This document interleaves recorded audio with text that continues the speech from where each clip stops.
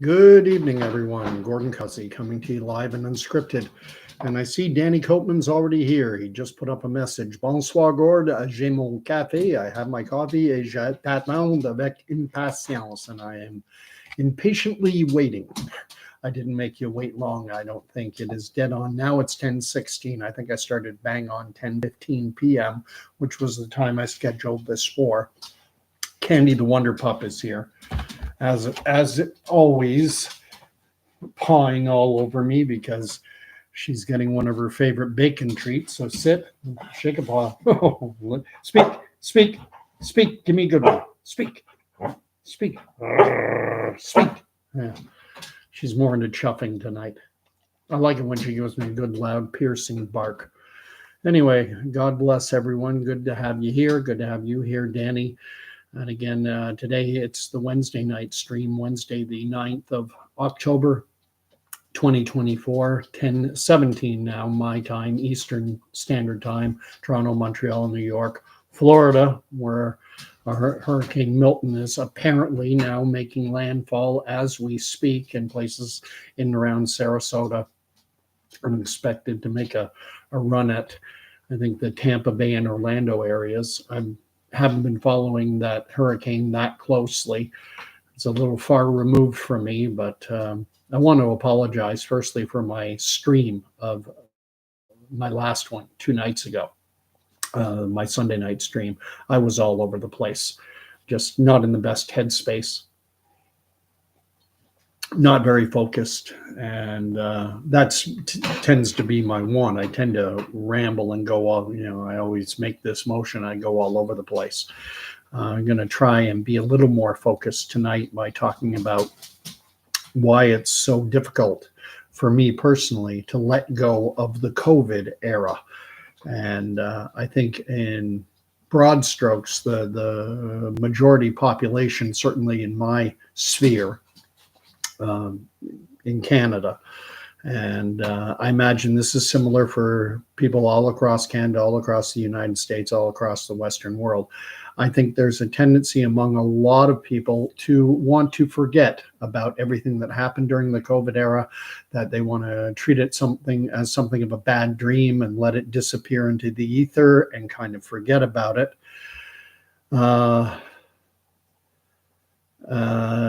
Danny is answering the question. He's taking the title to this. Why is it so hard for some like me to let go of the COVID era?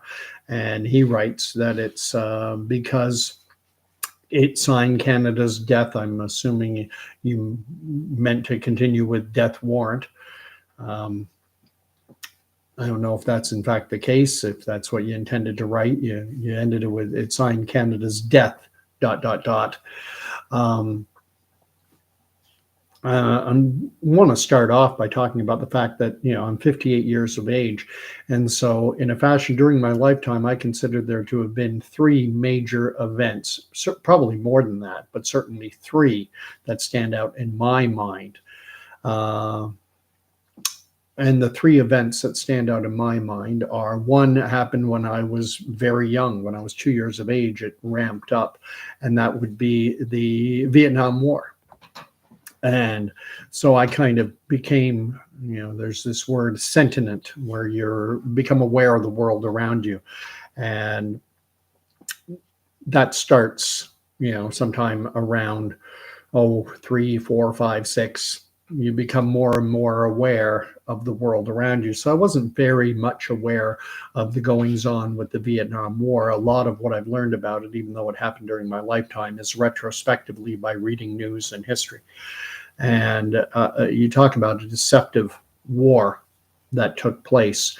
The U.S. becoming heavily involved in Vietnam, initially going back, I think, to the 1950s. They had sent military advisors to the South Vietnamese who were battling the communist North Vietnamese.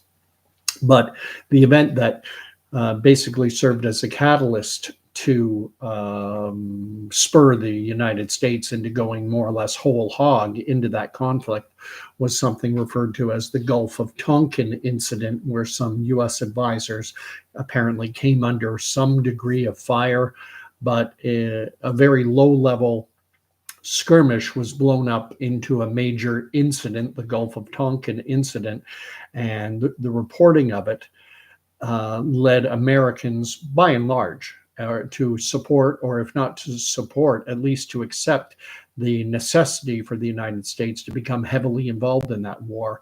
And as most will know, at the end of it all, the U.S. finally admitted defeat in 1975 when they withdrew the last of their troops. I think it was in Saigon, and they were helicoptering people out of there, and they were on the top of a building and being evacuated by helicopter.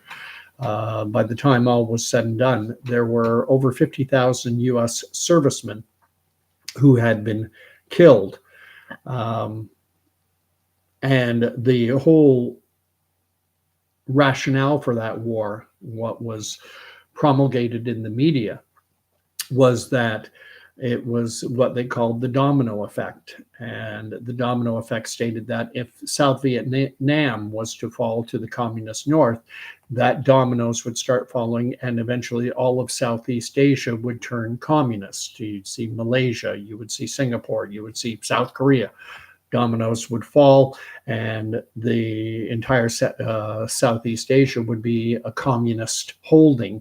And so it had to, it was, the breach that had to be stopped. It was the hot gates. It was the Battle of Thermopylae, or whatever it's called, from that famous Hollywood movie 300. The U.S. had to go in and stop the communist forces from dominating the entire Southeast Asian region. Didn't happen. But what did happen is it certainly was a boon to the industrial military complex, a term which had been coined by outgoing U.S. President Dwight D. Eisenhower when he had served his 2 terms as president from 1952 until 1960. Got elected in 1952, again 1956, and then Kennedy took over. He won the 1960 election, and as kind of his farewell address to the U.S., Dwight D. Eisenhower said the biggest threat to democracy, or a major threat to democracy, was the rise of this industrial military complex.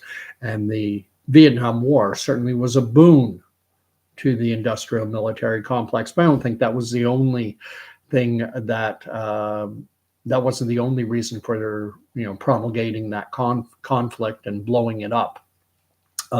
Another point that's been made by a lot of African Americans, by a lot of Black Americans, is that it allowed the United States to more or less clean out the ghetto, to put it in basically the way it worked in the United States is back then they had the draft, and anyone could be, and any man. Back in that era, the combat arms were solely men. There were no women in the combat arms, and I don't think there were women even in the general military. You couldn't be a regular member of the U.S. Air Force, Army, Navy, Air Force, Marines unless you were a man. And because anyone attending a post-secondary institution was exempted from the draft, it meant that it was a lot of inner city poor young men who were the ones being drafted into military service. And at that time, the number of Black Americans, they represented somewhere in the neighborhood of 10% of the U.S. population. I had always thought it was higher, but it's actually only in around 10%, something like 8 to 12 in that ballpark. So I'll take 10 as the middle figure. And yet Black Americans were, and I don't know the exact numbers, but they were disproportionately represented in the frontline combat troops during the Vietnam War era. They were the ones being killed. And was this done on purpose? There are a lot of people who suggest that it was. And I think that was another reason for the Vietnam War. And further, another reason is something that the U.S. has long engaged in, certainly post-World War II, is exerting its influence. I think there was a military aspect to that conflict. The U.S. wanted to exert its influence throughout the world through its military bases, its economic power. Then it can influence governments in Vietnam, in Malaysia, in South Korea, throughout the world. We see it certainly in the Middle East with their bases in Cyprus and Qatar and Abu Dhabi and Bahrain, naval bases, Air Force bases. Um, and in terms, I think Danny is talking in terms of the COVID era. He's talking about the needs for a charge of crimes against humanity. Big question is who's going to level those charges? Who watches the watchers? Who? It's the same. I would argue that it is the same entities which promulgated so much of the everything that went on during the COVID era.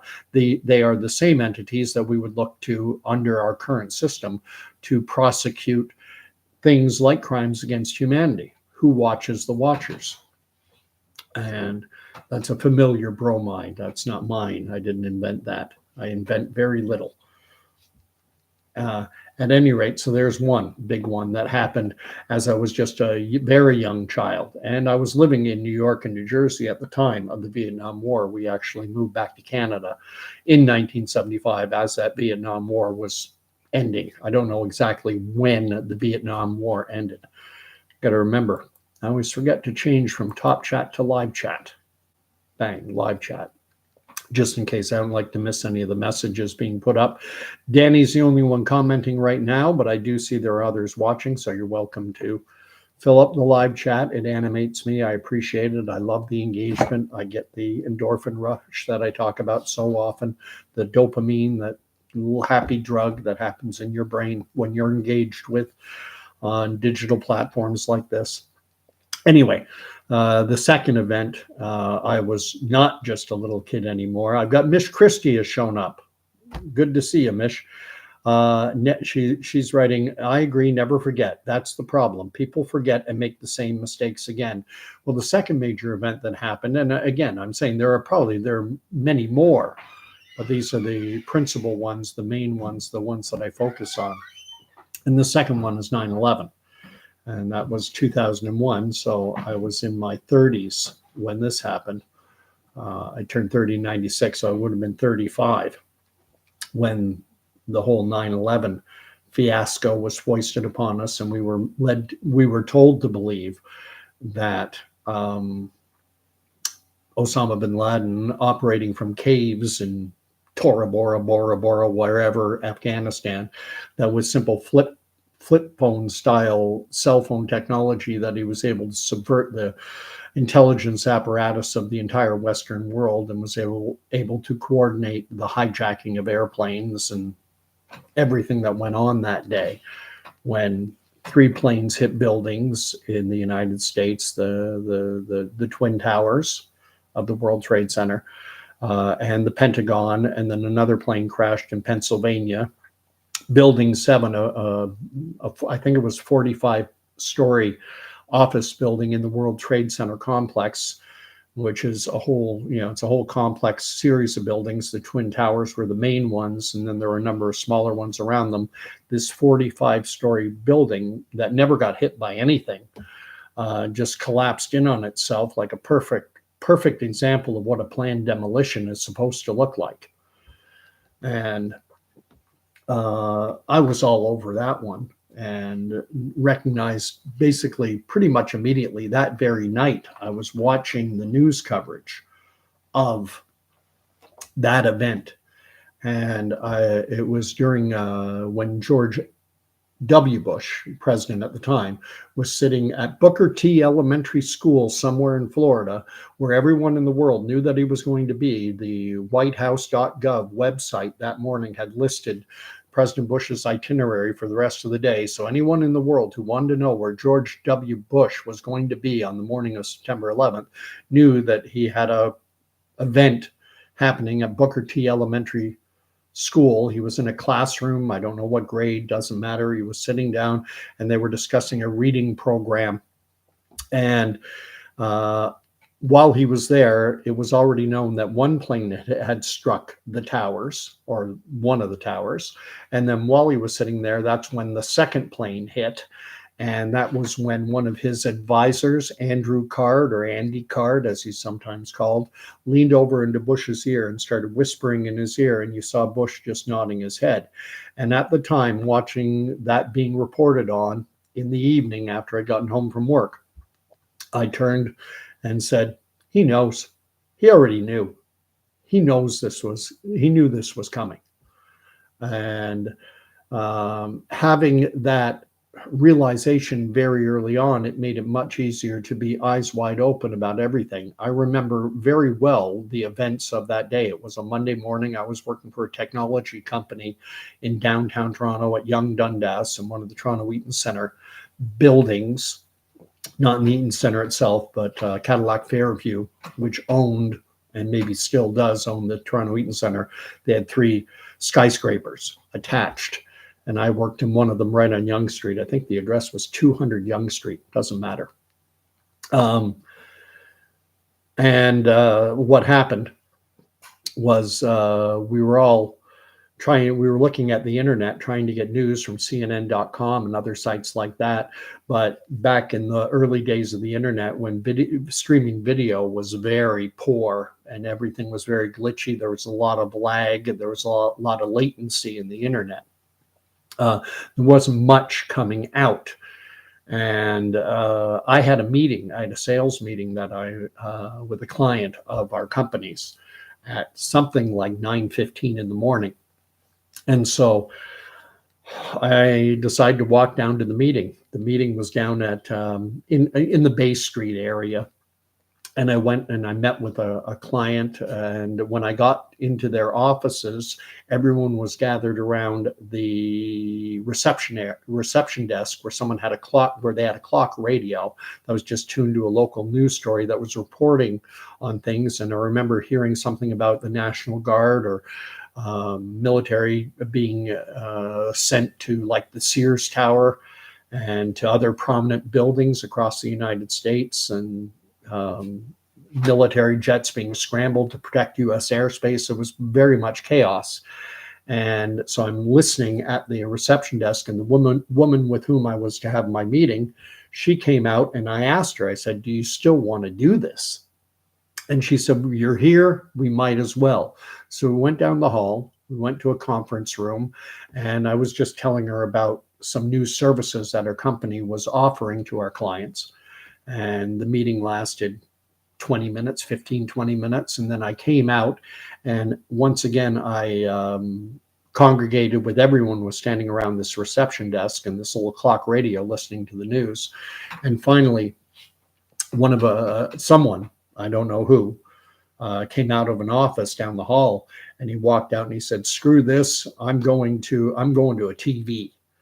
And I looked at him and I said, you know where there is one? He said, yeah, follow me. And the two of us, and we went down to what's called the PATH system, which basically is it's like an underground shopping mall in Toronto, basically between roughly Yonge and University Avenue. It kind of mirrors the subway line. And we walked down there, and there was a large food court, and the food court had a projection screen TV, one of these big old style projection screen TVs, kind of like what you get now with digital projectors. But it was used to show what was on CNN, ABC, CBS, CBC, CTV, that kind of thing. So I remember sitting there. I sat down with everyone, and they had chairs that were around little tables, but everyone had turned their chairs almost in like a little impromptu theater, and everyone was oriented toward the TV. And we're watching the news reporting. I don't remember any specifics on the news reporting. There was a low buzz in the room as we're listening, or in this underground shopping mall type path system. And then I realized, I said, I got to get back to the office. I'm just going to read what Danny is writing. I did mean Canada's death. The Canada I grew up in till 2020 is no more. It has ceased to be. It's bereft of life. Join the choir invisible. This is an ex-Canada. I'm not familiar with the Python reference. What X Canada? I never saw. I seen most Monty Python. Love Monty Python, but at any rate, so I decided to leave and I needed to go back to my office. But the path system, I don't know it too well. I know my way around far better when I'm above ground and I can orient myself north, south, east, west. And so I remember walking out, finding an exit that got me to street level. And I think I was on somewhere on Bay Street, and I was debating, do I continue up? I had to go up to Dundas, and I'm on Bay Street. And do I continue up Bay Street, which is the financial district where you have the TD Center, the Commerce Court, First Canadian Place, all these big major skyscrapers? Or do I walk up University and kind of go the back way? And I was debating about whether do I walk right, what if this was my thinking at the time, what if a plane is going to crash into one of these buildings here? Conversely, though, if you walk up University Avenue, that's where the U.S. consulate is. The U.S. consulate is, I don't know exactly where, but it's on University Avenue, somewhere around probably somewhere south of Dundas anyway. And I was trying to decide which route do I take. Ultimately, I decided to walk up Bay Street because I figured if this is a terrorist style attack, it's a terrorist style attack on the United States. And if anything's going to be a target, it's likely to be their consulate building. So I'll steer clear of that. And I walked up Yonge Street and got back into the office. And I don't know what time it was, but sometime around 10:30, 11, the VP or one of our senior people came out and said, everyone go home. We're not doing any more work today. Get out of here. And I left. And I went down to, I probably walked, I might have taken the subway, but I went down to Union Station because I lived out in the East End. I lived in Ajax at the time. So I needed to take a GO train to get home. And as I recall, I caught the last GO train before the GO trains were completely shut down, because everything shut down at that time. But I got home that evening and I watched the news unfolding on television, on the television that was telling me that this was Islamic terrorism, and that, the report started coming out that, they knew who had done it, that somehow the Quran and passports had survived this fireball, temperatures burning hot enough to melt steel and cause those twin towers to come crashing, had somehow not incinerated a copy of the Quran and the passports of the individuals. And I just, in my core, knew that it was a lie, and that it just did not make sense. And then so many things came out after that. My head almost swims. There are about 30 inconsistencies, 30 anomalies, 30 things that the official narrative really doesn't explain, like the Pentagon had lost, could not account for a large astronomical sum of money, and something like $100 billion or $200 billion had somehow gone missing. And the records for where that money ended up had been blown up. That was the part of the Pentagon that had supposedly been hit by an airplane. You have the Pentagon, one of the most surveilled buildings in the world, under 24/7 video surveillance, and there's no image yet I've ever seen of a plane actually coming in and crashing into it. All you see is just a flash, a fireball. And the plane that went down in Pennsylvania, they had FEMA, Federal Emergency Management Association, or whatever FEMA stands for. They had FEMA workers on the scene being interviewed by mainstream media journalists, and they were saying, "What are you finding?" And they said, "Well, we're not finding anything bigger than a phone book." The plane basically vanished. Same as, that was one thing that struck me. At the Pentagon, at the Twin Towers, at the Pentagon, or in Pennsylvania, you never saw any wreckage. Normally, we've seen planes crash before. We've seen coverage of it, and you have part of a wing, part of an engine, part of the tail section, the landing gear. You see wreckage, no wreckage on 9/11 whatsoever. And so you question, then you find out that Larry Silverstein, the leaseholder on the World Trade Center complex, all of it, that just before 9/11, in the weeks or months just leading up to it, that he had taken out insurance against terrorism, and that he managed to get paid out twice because his lawyers were able to successfully argue in court that each plane hitting the Twin Towers, that represented two separate terrorist attacks. So the insurance company had to pay him twice. And then you found out that just prior to 9/11, that short interest, large bets had been placed that companies like United, American Airlines, Swiss Reinsurance, and so many companies, publicly traded companies that would be negatively impacted in terms of their share price.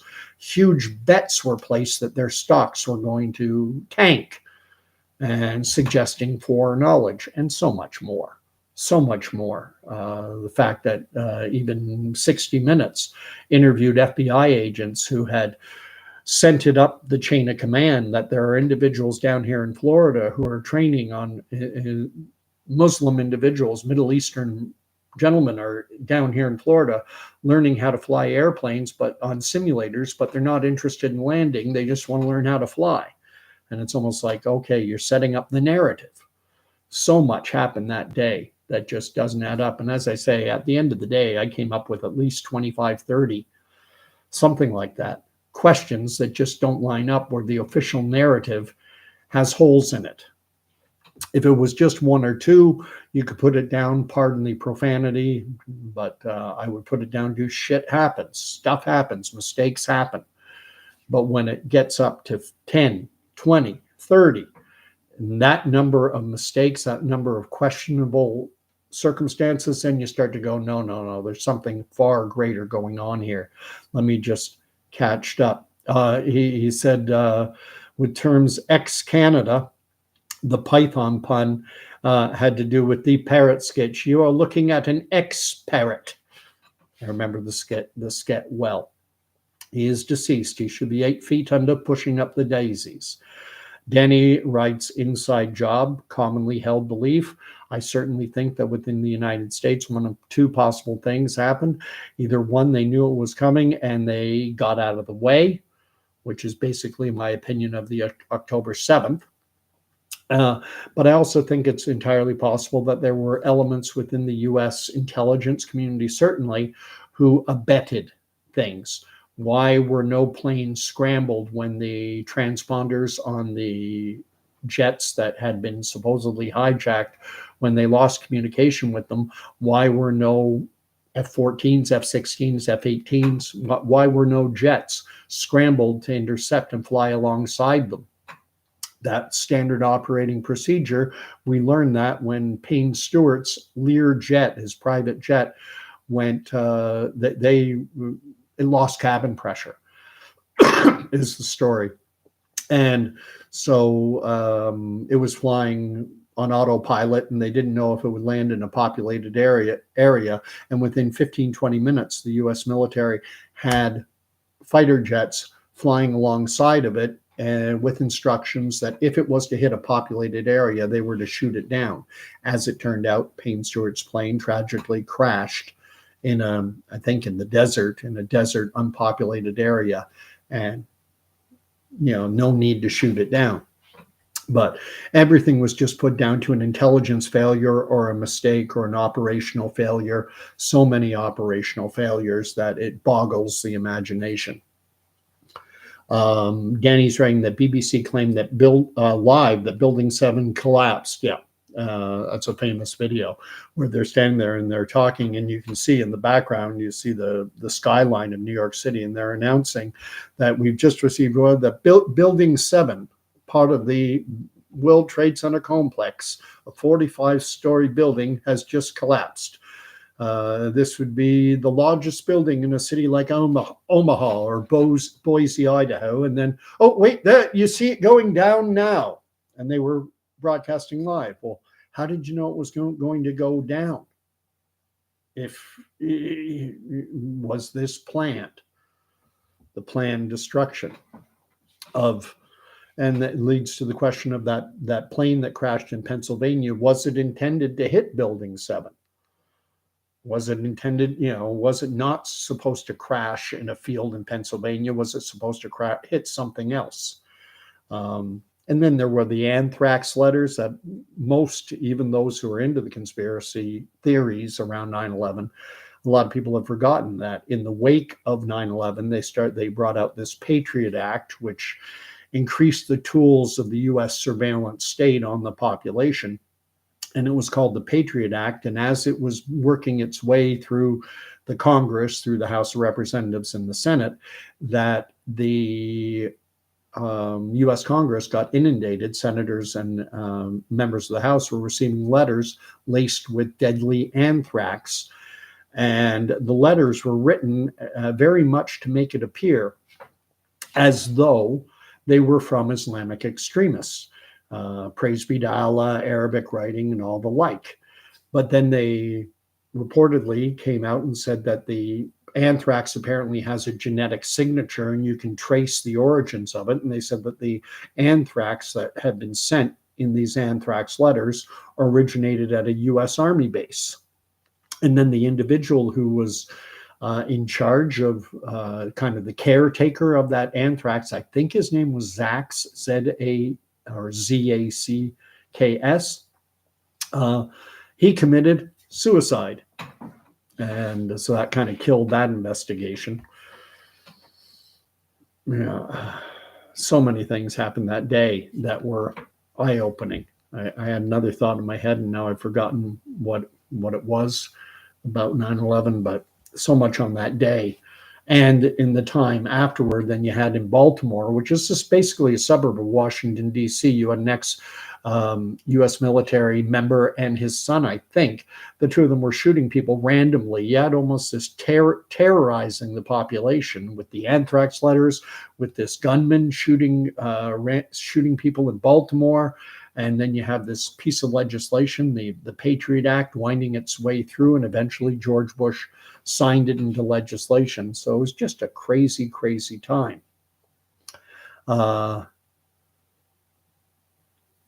Danny writes that the field in Pennsylvania should have been covered in debris. Like I said, I now have a number of people watching. I love Danny's commentary, but you're welcome too. You can fill up that live chat. That field in Pennsylvania, I mentioned it earlier, we've seen plane crashes before. You see a big section of wing, the nose, the tail, the landing gear. You see some wreckage. There was just a black charred hole, and yet they tell us officially that no explosives were involved, that there was no bombs on these planes. Well, then how did this happen? But the questions never got answered because now the U.S. is at war. And that I just remembered what I wanted to say is that there was a think tank, a neoconservative think tank I think they're based in either Washington or New York. The name was PNAC, P-N-A-C, stands for Policy for the Next American Century. And its members included individuals like Richard Pearl, Paul Wolfowitz, Donald Rumsfeld, basically a large number of individuals who would later become George W. Bush's inner advisors, his inner circle. And they all belonged in 1999 to this PNAC, Policy for the Next American Century. And that group, this PNAC, had written a white paper. And it said that what the United States needed to do was to go into countries like Afghanistan, like Iraq, and they needed to effect regime change and to bring in administrations that would be friendly to U.S. Political and U.S. corporate interests. But they said it would be impossible to do that unless there was a Pearl Harbor style attack on the United States, that barring a Pearl Harbor style attack on the United States, that nothing could be done about affecting regime change in places like Iraq and Afghanistan. And so they said what they were saying in their white paper was that in order to do that which we need to do, first there needs to be a Pearl Pearl Harbor style attack on the United States. And then lo and behold, on the morning of Monday, September 11th, 2001, they got exactly what they needed to do exactly what it was they wanted to do. And we all saw what happened. The U.S. went full bore into Afghanistan, southern part of Afghanistan, interestingly, not the north, just the southern part. And I remember reading at the time that there was a proposed pipeline called the TAPI pipeline, Turkmenistan, Afghanistan, Pakistan, India, that was designed. The Caspian, in the Caspian Sea, there's said to be an oil deposit. It's called the Caspian Oil Basin, and it is said to have 25 years worth of oil for the entire planet. That there's a massive, maybe at the time, the largest untapped oil reserve in the world, with enough oil to supply the entire planet with oil for 25 years. But it's landlocked. You would have to get it out of the Caspian Oil Basin. Then the proposal was to build a pipeline, this TAPI pipeline, Turkmenistan, Afghanistan, Pakistan to India. Then from India, the oil could be loaded onto tankers, and the tankers could then take it to the Middle East, to places like Abu Dhabi, Dubai, Bahrain, to be refined. And there's just so much about that day. But that happened when I was 35. I had my oldest at the time, my youngest and only at the time, I'm messing up and I apologize. My oldest, he was born in 1999. He was 2.5 years old. And life gets busy. And so you kind of forget about it. But I think it's only a certain percentage of the population who, when things get scary, are able to stay calm, stay rooted, and to see through it, and can have something of an antidote against the propaganda and against the lies and the misinformation and disinformation that flows out of our governments, out of our media, out of our bureaucracies. Going to catch up on what is being written. Mish Christie is writing that James Corbett, the Corbett Report and fellow Canadian, has some really compelling videos about 9/11. Once you watch, you question everything. I got into, at that time, the internet was somewhat new.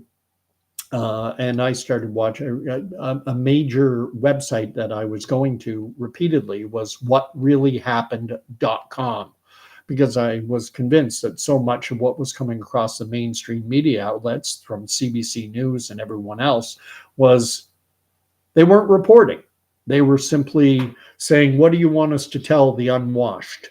Whatever you tell us, we'll tell them.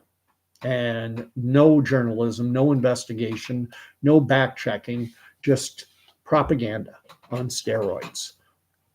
Danny writes, 1 or 2 tried flight school in Saint Hubert, QC. Okay. Saint Hubert is just outside of Montreal. Danny writes, probably Fort Detrick.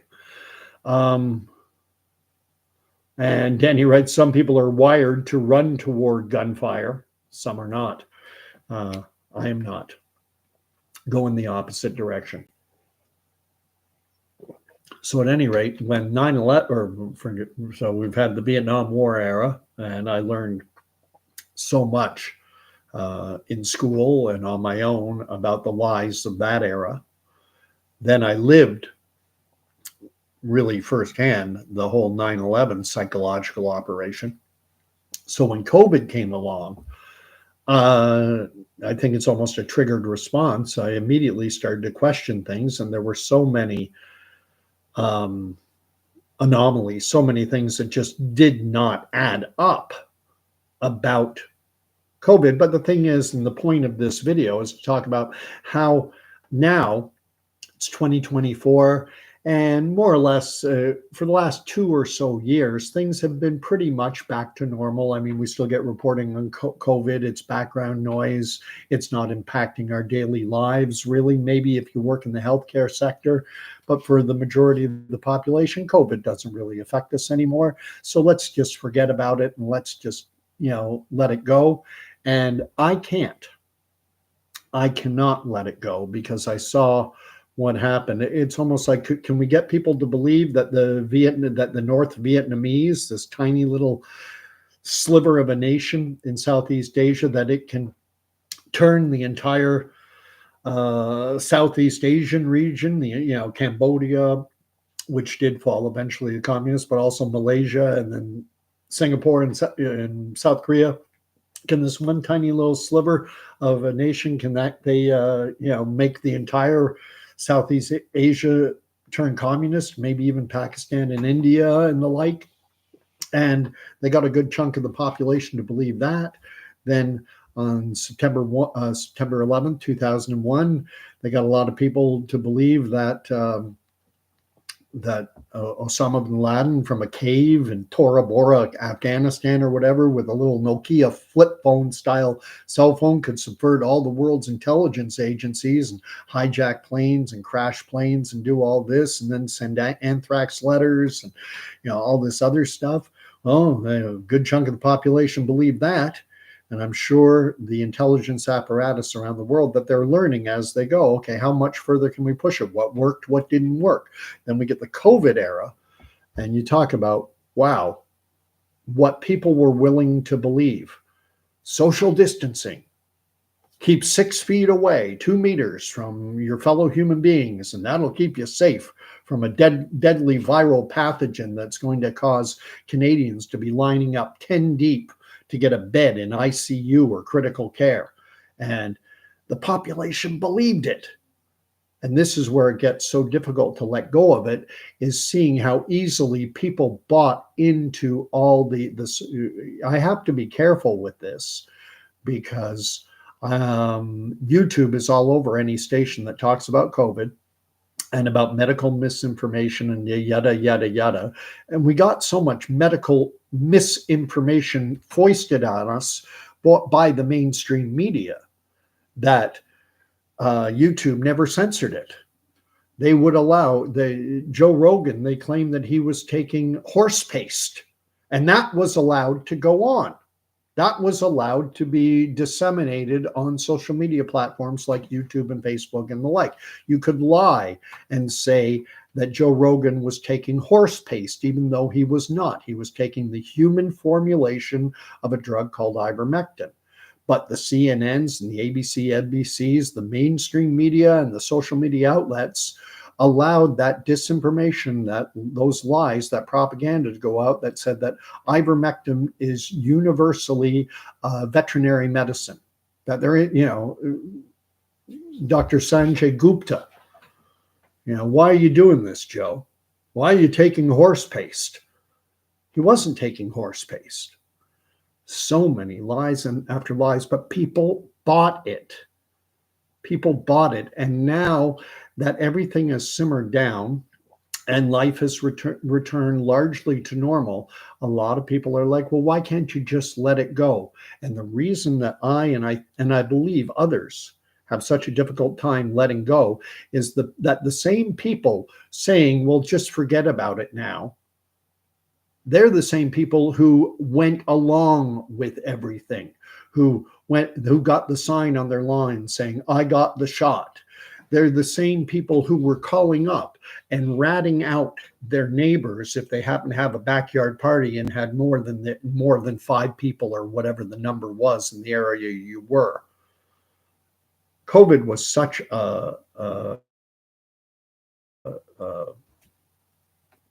again, I have to be careful. Let me read. Miss Christie writes, you're a critical thinker, like probably of your audience. But being a critical thinker does not always mean we get things right, too. We have to take those of us who were able to see through things I find there's a tendency to think that, well, I saw through that, so I can see through anything and I cannot be deceived about anything. And so then something like the situation that we're seeing unfold in the Middle East between Israel, Iran, and their proxies is unfolding. And there are people on COVID who saw through the COVID, but then when it comes to the situation in Israel, there's a divide. And both groups, those who support Israel and those who support Iran and their proxies, say, well, I saw through COVID, so I can see through this situation. We need to have some humility. Let's see. Danny is writing, apparently Canada has its new COVID vaccine that came out within the last week or so that they have now authorized for use, and it's going to be rolling out within days, I assume, certainly within a week. The Moderna and the Pfizer mRNA vaccines have been authorized, approved for use, and as far as I'm aware, not medical advice, not anything like that. This is just as far as I'm aware, that they are being universally recommended for everyone. You need to get your booster. However, they are highlighting that priority should be given to those who work in vulnerable sectors like healthcare and individuals age 65 and up. There's so much.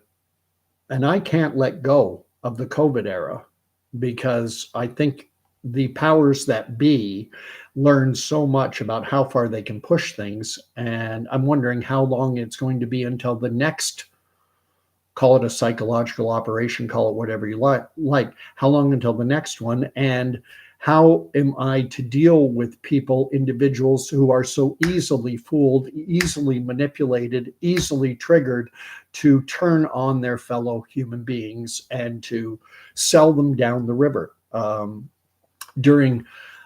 And a lot of people will say, well, you can't compare this to Nazi Germany. That's just over the top. That's just crazy. And it's not. It's a completely fair and valid comparison, because what happened was the people living in Germany, in Nazi Germany, in the days leading up to World War II and during World War II, they were equally psychologically programmed through propaganda to have a specific worldview. They were to believe that anyone who was trade unionist, socialist, communist, Jewish, they were programmed to believe that these groups and individuals and racial entities represented a clear and present danger to the health and safety of the good German people. And the majority of the German population went along with the Nazi propaganda, with the psychological operation in the Nazi era. They went along with everything. We all see that there's a picture that gets shared around often that shows a group of people all giving the Nazi salute, but one guy standing there with his arms folded and a very dispassionate look on his face, while everyone around him, dozens of people around him, are all giving the Nazi salute. And that individual will be highlighted, and it said, at times of stress or trouble or whatever, be like this guy. But the simple fact of the matter is, most people are not. The story about Anne Frank and how her family was betrayed, hidden, I think it was in Denmark, maybe the Netherlands. It was somewhere in that Europe. It wasn't Germany itself, but one of the occupied countries, one of the countries that was under Nazi occupation. And Anne Frank and her family were hidden behind a wall in a house. And eventually someone ratted them out. And we asked ourselves, who would do such a thing? Well, it turns out that a good many Canadians would be happy to do that, because they'll buy into the lies and the propaganda, the misinformation, disinformation coming from official sources, and they'll do it. And now we're in a situation where things have calmed down, things are about pretty much normal. But how do you function in a society where you look at so many people around you knowing that they would sell you out, that they would rat you out, that they would do what the informers of Anne Frank's family did? how many, and that's a good chunk. I saw David Peterson talked about it, and he said it was 25%. 25% of the Canadian population were all too happy to pick up their phone and rat their friends, their family, their neighbors out to the authorities. Because if they're not following the COVID science says that you must stay 6 feet away from anyone not in your household bubble. And if you're not following that direction, you are a threat to the health and safety of good Canadians. And no critical thinking skills, no questioning. I'm going to read up what's being written. So I read about Danny saying about us having new COVID vaccine. Incidentally, the Novavax vaccine, which is not mRNA technology, from what I understand, it's based on so-called live virus, deactivated. I think the term they use is whole virus, that they're actually introducing SARS-CoV-2 and the latest strain to you, but it is not being sold in Canada because the government of Canada wouldn't give Novavax a large enough order for them to supply it. So Canadians who want to get an alternative to an mRNA vaccine, and I've got to be careful. I mean, I have my own views on whether it's Novavax, AstraZeneca, Moderna, or Pfizer, or any of them. I have my own opinions that I'm not going to express. I imagine you can guess what they are. But someone who says, well, I want to be protected against the novel coronavirus, or whatever the branding statement is now, but I don't want mRNA. If you want Novavax, which is an alternative platform other than mRNA, then you probably have to go down to the United States or some other jurisdiction where it's available. It's not available in Canada. Some people, and it's being reported in the mainstream, some people had reactions to the mRNA and they want an alternative. They're still buying into the fact that they need protection, but they don't want mRNA. And Danny writes, we the sheep will say, bah, no kidding. If it comes across official channels, the mainstream media, from our government officials, from public health officials, they'll believe anything. Say 6 feet away from everyone. And now we know that the health authorities have since admitted that there was no science behind that. It was political. It was political. Well, what can we do? Tell them to stay 6 feet apart from each other. It's not enough. What else can we do? Shove a mask on your face. Put a diaper on your face. That'll keep you safe. And remember, at the beginning, in March of 2020, the Imperial College of London issued a report put out by what they called their coronavirus response team, saying that a country the size of Canada, what they did in their report is they modeled the United States and they modeled Great Britain. And then they said that other Western developed nations could expect commensurate results based on population size and the strength of the healthcare system in your country.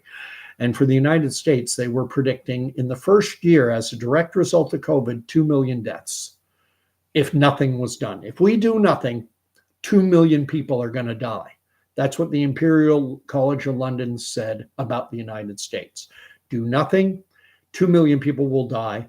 Or if you introduce non-pharmaceutical interventions, NPIs, i.e., that is to say, lockdowns, if you introduce lockdowns, and you can cut that in half, and only 1 million people will die in the first year as a direct result of COVID.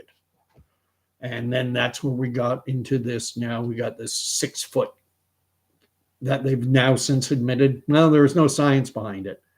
The only science behind so many of what we heard, stickers on the floor, masks on your face, 6 feet apart, was political messaging to placate a population, many of whom had been driven to irrational levels of fear. Well, throw them a bone.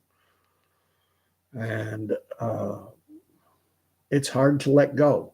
It is hard to let go. I had a family member say to me, and I'd enumerate everything that I'd been through. reading the British Medical Journal's report on the dangers of cloth masks in a 2015 published study. And my family member, and this is a highly, I think she has a master's degree. I know she has her bachelor's, but I think since then she's gotten her master's. And she's like, "You read that? Who reads this stuff?" I went, "I do." You want to be informed? Oh, no, people don't have time to read that. Well, don't shame me for taking the time. And this is someone who probably watches, knows all of not Game of Thrones. What was that chess movie? Queen's Gambit. Probably saw every episode of that, but can't take the time to read a medical journal or, articles that dare to contradict or to offer expert opinion, like Dr. Luc Montagnier. Dr. Luc Montagnier, a Nobel Prize winning virologist from France, who right off the hop said this virus has all the markings of something that came out of a lab, that this did not develop in nature. And the fact that aspects of or components of the SARS-CoV-2 virus itself had actually been patented. And you want me to let go of this? It is when the next thing comes, are you going to be discerning? And I'm going to get into scripture. Danny always wants to know what I'm going to be reading. I'm going to be reading from Joshua chapter 9, which is something that the vaccines in Canada were first authorized interim use in December of 2020. And they started rolling out in earnest for the broader population around May, June. For the first few months, January, February, March, April, for the first 3-4 months, the only people that were being offered the vaccines were vulnerable, those people living in long-term care or retirement home type settings, anyone in the healthcare sector, they were having it pushed on them. But the broader population was being told to hold off and wait, that we don't have enough supply for everyone. Around May, June, July, that's when it started to roll out to the broader population. And it was around that time I'd been reading the Bible. I go through it. I'm just getting back into Joshua now, and that's why I'm referencing it. It just came back to mind. Danny says he'll never forget, and he has put up a big warning with the yield sign, upside down yield sign, triangle with I'm not going to repeat that because that can be deemed what. Danny also writes, COVID brought out the brown shirts 2.0. The brown shirts were basically Hitler's little thugs who would enforce their Nazi pogroms, and this thing like, if you don't know about the night of Kristallnacht, which is the night of broken glass that happened, I think it was in November of 1938. It was before the war broke out, and Germans had been programmed to believe that the Jewish population represented a severe and clear and present threat to the health and safety of the good German people. And so they went out in major cities like Berlin, and just destroyed Jewish businesses and homes, and they call it the Night of Broken Glass, or Kristallnacht. Mish Christie writes, all of my extended family are programmed by mainstream media. It definitely creates a divide. And unfortunately, I don't think, I think back to the Bible where Jesus says, my sheep know my voice. We're all led by a shepherd. And if your shepherd is the good shepherd, if you have that element within you, then you're going to recognize the voice of the enemy. But there are others who are so firmly owned by the enemy that that's the only voice they recognize. And the lies that the enemy tells, they believe them to be truth. And I think Danny is saying it was in Amsterdam, Netherlands. That's where I was talking about Anne Frank. Was that in the Netherlands? I have Sojourner Didymus, who watches quite frequently the following day because he's in the Netherlands. I think that is where it was. Anyway, Danny, like Mish, is also Black Sheep. Welcome. I should have called this station the Black Sheep. That would be a new branding. Whale Oil Beef writes that Stockholm Syndrome is alive and unwell in Canada. Our slave masters are protected by their TV watchers. Mish is writing, thank you. Says, thank goodness for channels like my own. It's a much better video than I did yesterday or Sunday, the last one I did. I apologize for that one. But that's what you're going to get sometimes with this channel. Sometimes I'll be focused, sometimes not. Danny is writing, saw a lady on a bus wearing a blue face diaper that was so dirty it was mostly charcoal gray. It's unbelievable the number of people. And I work in a retail environment now. I'm wearing one of my old regimental t-shirts. This was from HQ and SIGs and Valcartier. QGUT, Quartier Général Escadron de Transmission. It's a regimental t-shirt. That's the little guy next. I can't point. That's Jimmy, the god, the Greek god of Hermes, god of communication. And whale oil beef hooked. I just learned something about your name, whale oil beef. And someone at work, someone I work with, told me, you want to speak. I now know what whale oil beef hooked means. Just say it with an Irish accent and you'll know what I'm talking about. And I'm not going to do it because I've already dropped one profanity. Anyway, whale oil writes, and I'll just call you whale oil because now I know what I'm saying when I say your name in full. And it's so fitting. It's so fitting what your name is. And I can't believe I never got that. But there we go. Whale oil writes, Luke said, prepare the body bags of the MR. Boom, boom, boom. Danny says it's a great joke and it works best with a Newfoundland accent. If anyone's not familiar with what I'm talking about, I does a pretty good Newfie accent. Well, whale oil beef. See, now I can't even say it the proper way. Well, oil beef hooked. And I think you probably get exactly what it's intended to sound like. And I only just realized that a couple days ago. A young guy I work with. You learn something new every day.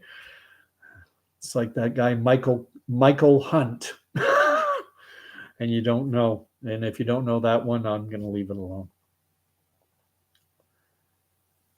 Miss Christie says, I started watching your channel when you were telling jokes and you missed the jokes. I should get back to telling some jokes. We do need jokes in today's world. I'll tell you one. I will tell you a joke, Jewish joke about, I might have told this one recently. I only came across it recently, and it's about a Jewish man, old Jewish man, well into his 70s, and he's down in Fiji having a vacation.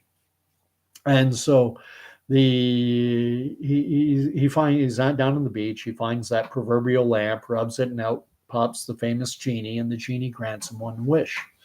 So the old Jewish man, he reaches into his pocket and he hands the genie a piece of paper. Genie unfolds it and he goes, you see that, genie? That's a map of the Middle East. And right in the middle, that's where I'm from, Israel. It's the colored in little country, the little sliver there in the Middle East. I've lived my entire life in Israel. I'm 74 years old. My entire life I've lived in Israel, and Israel has never been at peace. The Middle East has never seen peace. There's constantly war, and Israel is constantly battling with countries around it. And it's horrible. Genie, my wish, Genie, is for you to bring peace to the Middle East and peace to Israel. Please grant me my wish. And the genie wipes his forehead and he goes, I'm sorry, but it can't be done. Genies have been trying to bring peace to the Middle East for thousands of years. It just cannot be done. It's too difficult. It's impossible. I'm sorry, but you're going to have to give me another wish. So the old Jewish man takes the map back, folds it back up, puts it in his pocket, and he says, all right, fair enough, genie. I'll tell you what, I have another wish. I'm 74 years old. I've been divorced 3 times. I'm divorced right now. And the reason I've been divorced 3 times is because I don't understand women, Jeannie. Women, I cannot figure them out. So, Jeannie, I wish for you to make me, I want to understand women. That is my wish, Jeannie. Go ahead. And the genie looks at him, stares at him for 2-3 seconds with his eyes bugged out wide. And the genie finally says, "Can you give me that map in your back pocket again?" I might have told that recently. But anyway. And then Danny writes, "Here's a quick, really bad joke, Justin Trudeau." He's been a nightmare, a disaster, but he's going. I don't think there's any way he can survive.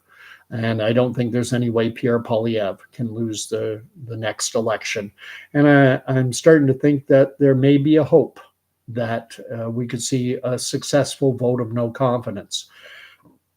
That it's based on the votes present in the House of Commons at the time the vote takes place. And it's possible that Pierre Poilievre and the Conservatives, in tandem with either the NDP or the Bloc Québécois, that they could time such a vote to when they know that those who would vote down a vote of no confidence might be absent from the House of Commons. It's possible. The most likely outcome, though, is that we'll be going to the election will be called September of 2025, and we go to the polls in October of 2025, and then we find, but who knows what the world will look like at that point. So just reading on. Whale Oil is writing, "My tag, I was working in Fort Mac with a lot of newfies when I got my first cell phone and needed a chat name. So it's in respect, sort of." Okay. Newfies are wonderful. Newfies are amazing. I've been to Newfoundland. I've been to Rocky Harbor and to St. John's, and I drove. Rocky Harbor is on the west coast, and I went from North Sydney, took that horrible Maritime Marine and Atlantic ferry. It's nice, but it's crammed. Took it up to Port aux Basques, and then from Port aux Basques drove to Rocky Harbor, and then spent 2 or 3 nights in Rocky Harbor, and then went across through Gander and across to St. John's. And I'll tell you something, any Canadian, any American, anyone in the world, the physical beauty of Newfoundland is incredible, but even better than the physical beauty of that province is the people. Newfoundlanders are, you want the word salt of the earth, that's where it applies most. Sharunian is here. Haven't seen, saying, "I dropped some pounds. Got to be more in shape." I think that's the one thing, if there's anything that good that came out of the COVID era, I think the one good positive aspect that came out of it is the realization by a lot of people the importance of having a good and strong and healthy immune system. And I think a lot of people started to learn about things like vitamin D. I came across Dr. David Katz, K-A-T-Z or K-A-T-Z. And he's a past president of the U.S. Centers on Lifestyle Medicine, or something very close to that, lifestyle medicine. He's a medical doctor, Yale educated. During COVID, he went to Elmhurst, whatever the name of that hospital was, which was prominently featured in March, April, May of 2020. It was considered to be the epicenter of the epicenter. That's where COVID was the worst. And he had gone and volunteered there for a couple of weeks. And he was interviewed widely because he wrote an op-ed that was published in the New York Times very early. And his article was about, or his op-ed piece, opinion editorial, was that the cure, lockdowns, was worse than the disease. And he wrote this in 2020. And then I saw him interviewed, and he said, at best case scenario for a vaccine, we're looking at 2 years. And he said, we cannot maintain lockdowns for 2 years. And that's best case. What if a vaccine never gets developed? So normally vaccines take 10 years to develop. And maybe, by putting all the best shooters, putting pucks on the net, maybe we'll get, one in 2 years. And he put 2 years forward. And there were a number of experts saying likewise that the best case scenario was that a vaccine would come out in 2 years. And Katz was expressing the opinion that 2 years of lockdown was inhumane, that the damage done by lockdowns would be worse than anything the disease could do. Anyway, he brought out the fact, and this is him talking, not me. He said there are 5 factors which determines a person's health. And he said the first one you can't do anything about. It's a lottery. It's your genetics, genetic makeup. But the other 4 you have control over. And I'm not offering this as advice. I'm just repeating what I heard. I do agree with it, but check into this for yourself. But what he said were 4 of the biggest factors that determine a person's degree of health is: number 1, get enough sleep; number 2, eat healthy; number 3, exercise; number 4, manage stress.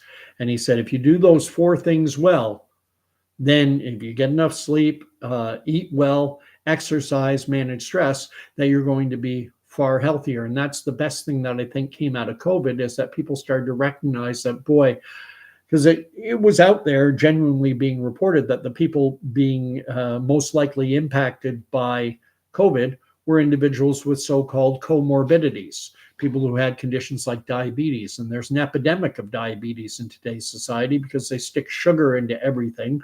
We're now incredibly sedentary. We sit in front, we sit. We don't get out. I've started biking to work as much as I can, or a number of times. I can probably do it more, and I should. But biking 6-7 kilometers a day, and get healthy, and your body's ability to fight off any number of pathogens. Forget about SARS-CoV-2. There are all kinds of out there. We live in a world that's full of bacteria, germs, viruses, pathogens, and you need a healthy immune system. Vitamin D. A lot of studies have been done recently on vitamin D and about its contribution to a healthy immune system. So I'm going to wrap things up because I've been going on for over an hour now. Appreciate everyone coming on. And again, I'm probably going to be reducing things unless something major happens. I'm still waiting. I think everyone in the world is basically waiting to see what happens in the Middle East. And I still think we're going to see that blow up. Interestingly, Hezbollah in Lebanon is now asking for a ceasefire, which I find incredibly ironic, because when October 7th happened, Ismail Haniyeh, who was the political head of Hamas, said, this is the end of Israel. This is just the start. This is the Al-Aqsa flood. We are going to take all of Israel. We're going to wipe them off the map. We're going to drive them into the sea, from the river to the sea. Palestine will be free. Israel's going to be gone. Blah, blah, blah. And then the day after October 7th, Hezbollah started firing rockets from the north into northern Israel, and they forced tens of thousands, 60,000 to 100,000 Israelis who live in the northern part of their country have been forced to leave, evacuate. They've been living out of hotel rooms for a year. And so it's just within the last 2-3 weeks that Israel has turned its focus. Hamas is pretty much taken care of, although they're not entirely wiped out. Just the other day, on the anniversary of October 7th, they launched dozens of rockets. So they're not completely wiped out. And I don't know that they can ever be unless Israel goes in and fully occupies the Gaza Strip. Otherwise, there's going to be a constant threat, low level or otherwise. There will still be a threat. But then they turn their attention to Hezbollah in Lebanon, and Hezbollah is all rah rah. We're gonna wipe them out. We're gonna destroy Israel. They can't. And now just like Hamas. Now Hezbollah is going, ceasefire, ceasefire. We were just kidding, or something like that. Like we need a break now. And everyone's waiting to see what happens. Iran launched a week or so ago. It was right around 7 days ago when they launched their 200 or so ballistic missiles at Israel. Israel has vowed to respond, and we're still waiting. When is that response going to come? And once that response comes, the reporting today is that Israel is promising to a precise and devastating and, but they use the word precision attack. So I wonder what's going to happen. And when that does, then is Turkey going to be involved? Are other nations going to come in? Are the Houthis going to go all in? Things are going to get bad. But I didn't read Joshua.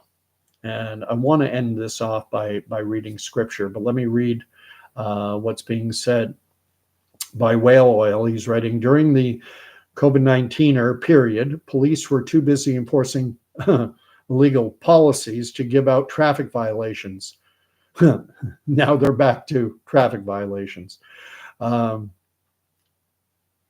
Sharinian's writing that he drinks naked almond protein powder shakes, all natural, no genetically modified GMO, no artificial flavors or preservatives, 100% natural.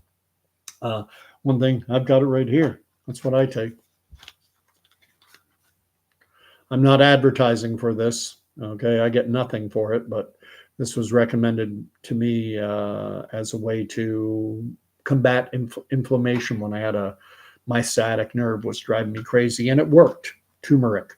Whether it worked because it worked as something of a placebo or not, I don't care. My sciatic nerve was driving me crazy. I started taking this. Within a week, I could jump. I could get off the ground.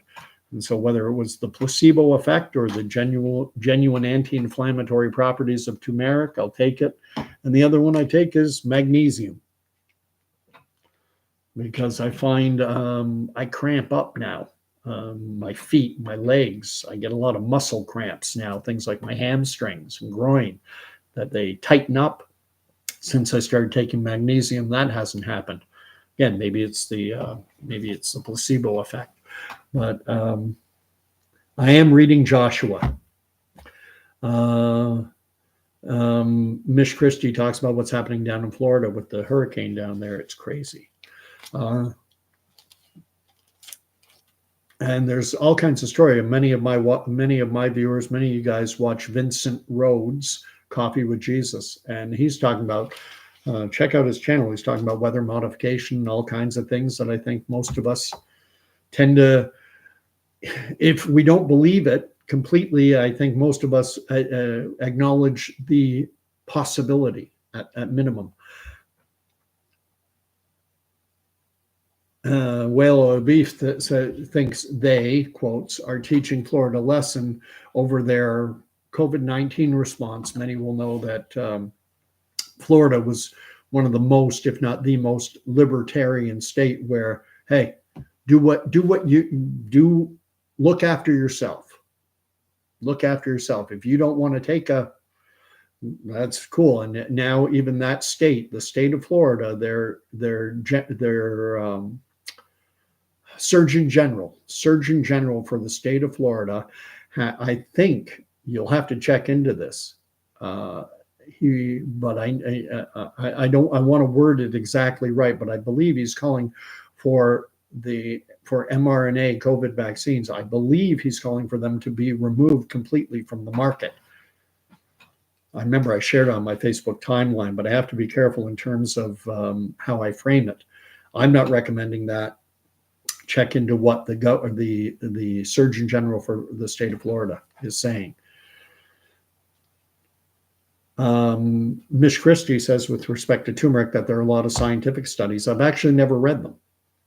I just took it, and my sciatic nerve problems pretty much disappeared. And then what happens is I start feeling good, and I stop taking it, and then it flares up again, and I go, oh gosh, I haven't taken my turmeric for a couple of weeks.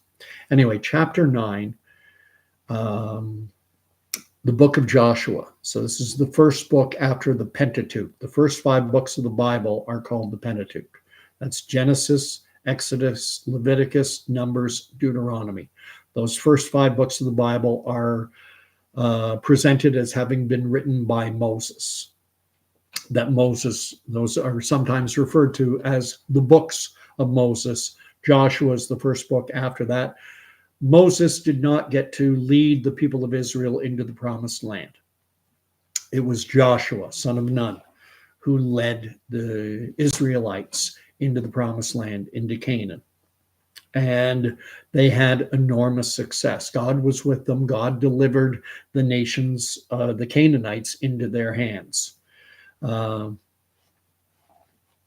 in chapter 9, and I read this at a time when I first read this at a time when the COVID vaccines were first getting rolled out, and we were being hit with, we now know that this will stop you from getting it.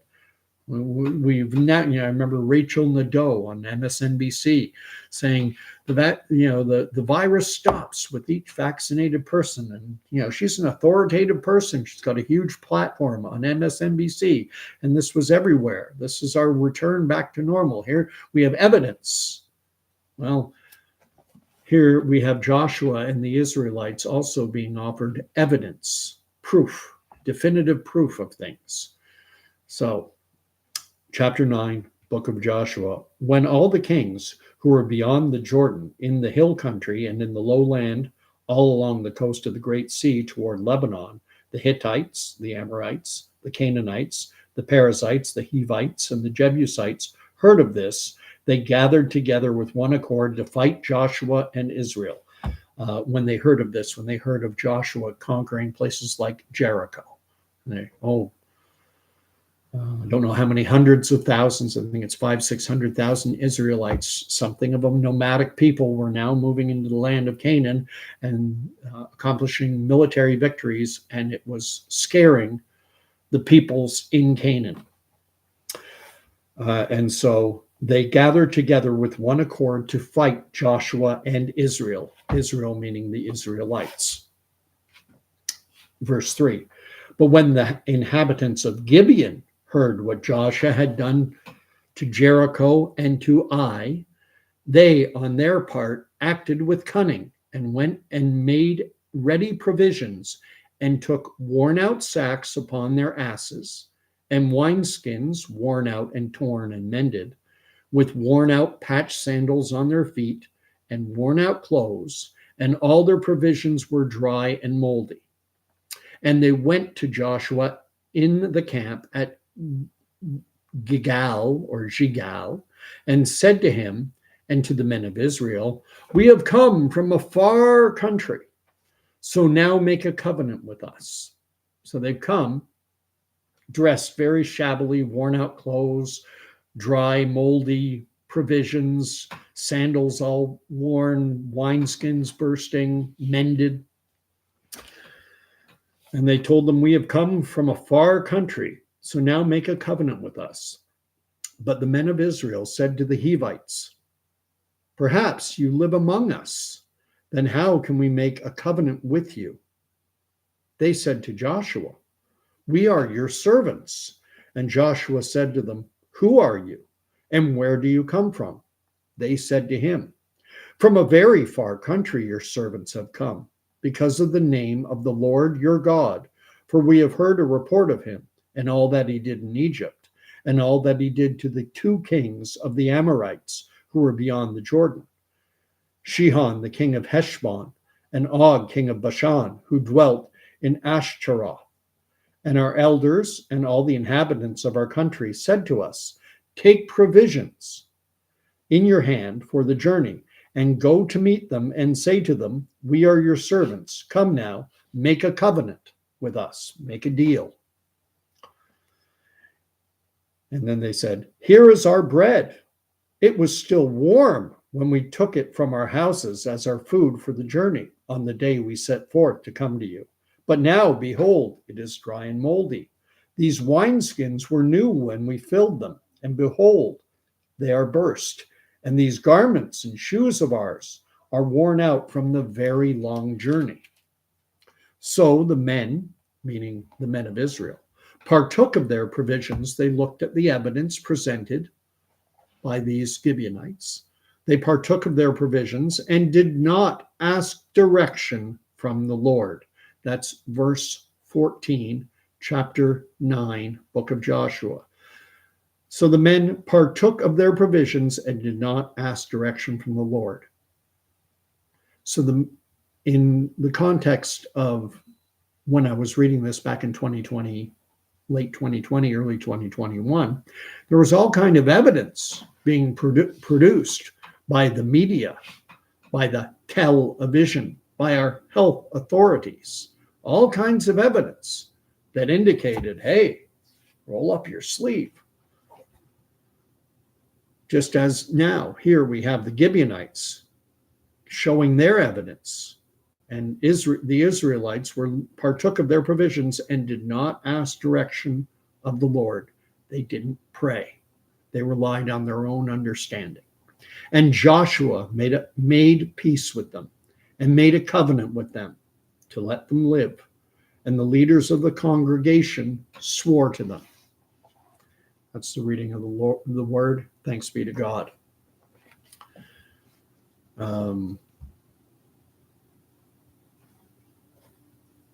What happened to Israel after it established itself in Canaan in the promised land? The people like the Gibeonites and others who they did not do as the Lord had commanded to them, corrupted them. They adopted their practices. They started to sacrifice their children to Moloch. They started to do things which were abominable in the eyes of the Lord their God. And it led to their ultimate ruin and destruction, because they did not ask direction from the Lord. When the jabs rolled out, I prayed. And the message to me was loud and clear. And the message was, no, do not. I'm going to read up. Danny writes, Rachel Mad Cow. Rachel Mado. He's referring to her as Mad Cow. Danny also writes, Jesus is king, and he is. That's the other ultimate benefit that came out of this, out of COVID, is that while it, on the one hand, it did make people realize that, hey, look after your health, get healthy. The other thing it did is it brought a lot of people into relationship with Jesus Christ. Because of churches like all over the United States, there was Locke, I can't remember, Greg Locke, I think is his name. There was another one in Thousand Oaks, California, one I watched prominently, and I'm trying to remember his name. I think it's Rob McCoy, with trying to remember the name of his church, Godspeak Calvary Chapel. That was his church. Then, of course, in Canada, we had James Coates, Tim Stevens, Henry Hildebrand, Tobias Thiessen, Phil Hutchins in New Brunswick. There were 5 pastors in Canada who went to jail, Art Pulowski, and it started to bring people into relationship. And I think it's because the reason they started to come out to church is a lot of people have not been introduced, haven't been brought up, hadn't had exposure to the Bible, to church, to Jesus. And so, but they recognized the voice of truth. They recognized the voice, a voice calling them. And they recognized that the voice that was talking to them through the television, through our provincial and federal health authorities, and through the bureaucracy, and certainly the media, they recognized the lies and the liar. And so they went seeking the truth. They recognized that the official story was a lie and that they were being lied to. And so they went out seeking the truth, and many came into relationship with Jesus Christ because of that. It's said often that God, what men mean for evil, God uses for good. It's the famous story at the end of the book of Genesis, where Joseph is sold by his brothers into slavery, and he ends up in Egypt. But because God's hand is on him, he eventually comes into a situation where he is able to rescue his brothers from famine in Canaan, and they're able to come and live securely in the land of Egypt. And when Joseph and his brothers meet 20 plus years after they sold him into slavery, the brothers are afraid. They think that Joseph's going to get his recompense on them, that he's going to pay them back, that maybe he'll even kill them. And Joseph said, no, you meant it for evil, but God used it for good, because God sent me ahead to preserve life so that the house of Israel, God's chosen people, would be protected. I could say so much on that, such a seminal, important story. What men use for evil, God uses for good. And so there is some good that came out of the COVID era. But I think there's more evil coming. And now we know. Now you should have a pretty darn good idea about who will go along with the liar and all the lies he puts forward. And know to whom you belong. Get into a relationship with Jesus Christ and realize that there's going to be times of difficult times. But with Christ living inside of you, and if you can humble yourself, let him take the wheel, you'll be guided through it. And eventually, at the end of this temporal existence, you have a home waiting for you, prepared for you, that no eye has seen, no ear has heard, no mind can conceive, that which awaits those who persevere until the end and do not forsake their Lord and Savior, Jesus Christ. I'll read up the last few.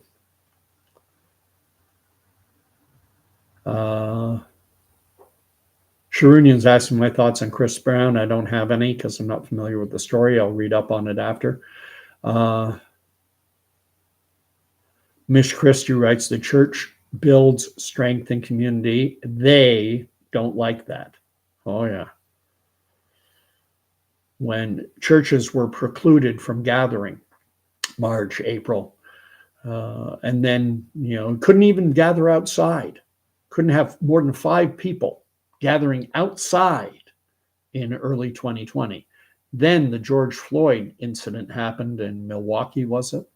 And then all of a sudden, hundreds, thousands of people could gather outside.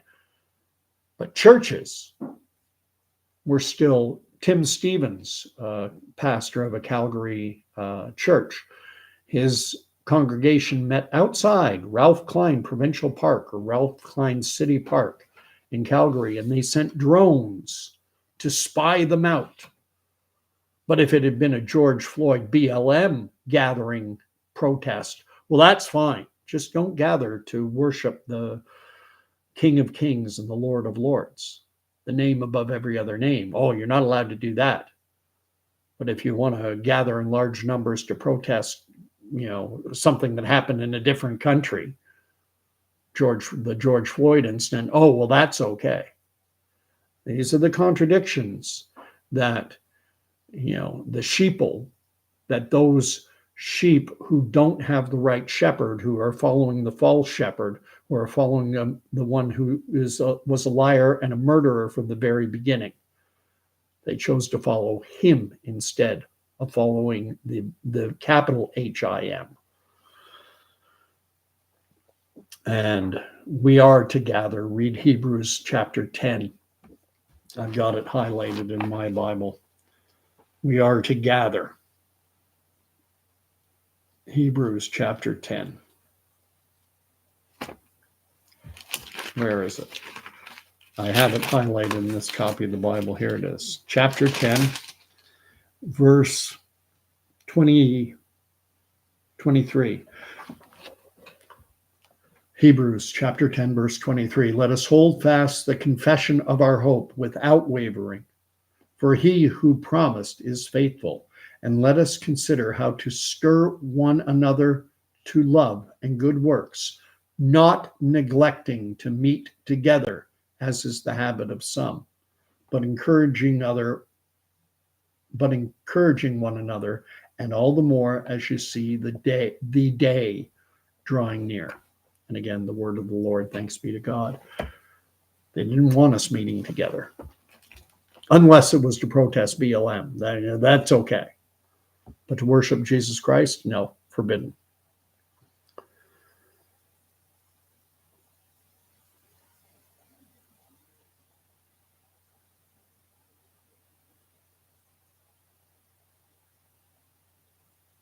Danny writes, Satan's work is never done.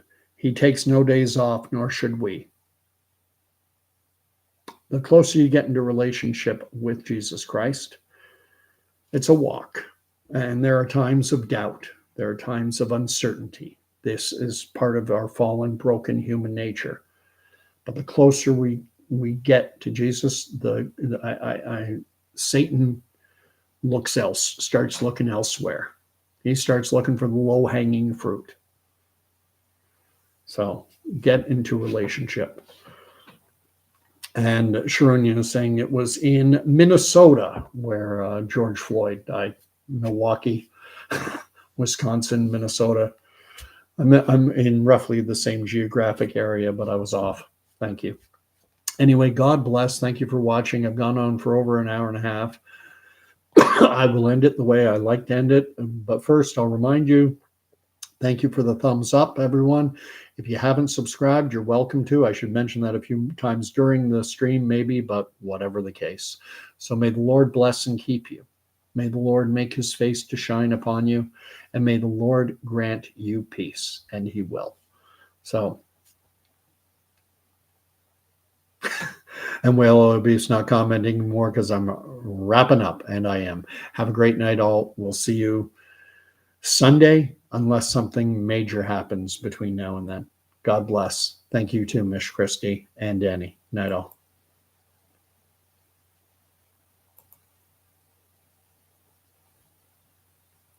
End.